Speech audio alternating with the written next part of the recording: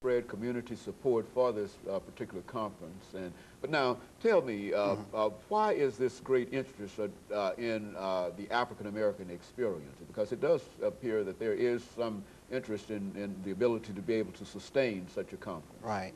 Well, 20 years ago or 21 years ago, there was not very much interest, and that's one of the reasons we started the conference.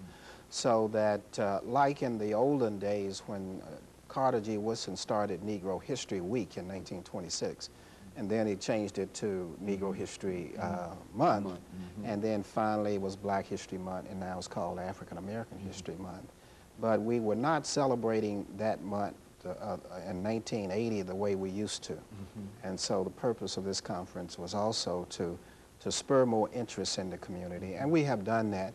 Television stations like yours, Channel 17, all the other television stations, radio, newspapers, schools, even the federal agencies all do something now in Nashville on African American History Month.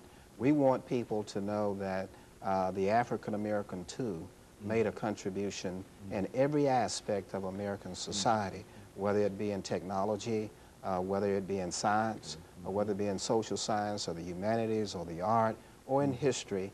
He too has made a contribution, and that's our purpose. And our purpose is to get accurate, factual information out to people, and so they will appreciate and understand African American history as well as I do.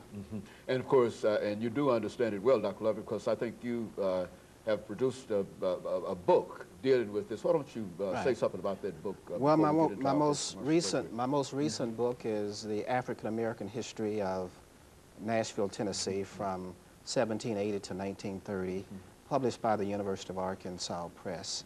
It is available at all the bookstores, and if it is not, simply ask them to order you a copy. But at Akibalon on Jefferson and 28th usually has copies, Elder's Bookstore and many of the other bookstores. But it is a comprehensive study of African Americans in Nashville that took me 15 years to research and write. And, but it goes up until 1930. I'm writing 2 other books now, and so one of the books I'm writing is on the whole of Tennessee and African American history in Tennessee, and I'm writing a book on the history of Tennessee State University. And of course, Dr. Lovett, we're going to have to take a commercial break here within the next few minutes here. I'm not exactly sure how much time, it didn't show yet, but what we want to try to do, perhaps if we've got enough time even in this segment, and certainly at the beginning of the next segment, is to have you to pull out some information in reference to your study of the African American experience in the state of Tennessee, and perhaps to give us some of the information that you've not yet published in your book dealing with African Americans in the state of Tennessee, as well as African Americans in Tennessee State University, because we know that you've spent quite a bit of time. You might not have spent as much time on these 2 as you spent the 16 years that you spent on the other, but we know that you're working on it, and that certainly there are many pieces of very, very good information that you can share with us. But let's talk about your book in terms of how you see that book as being of some use to the whole conference effort and the whole effort to disseminate information about the African American Well, the first book that I finished, of course, 1999, The African American History of Nashville, was to try to bring together the whole story from the very beginning of settlement, which is 1780, and bring that up into 1930, the Great Depression years, to see how African Americans had impacted the history of Nashville and vice versa. So it's a very detailed study, and it's sort of designed so people can also use it as a reference when they need to know something specific about the African American history of Nashville.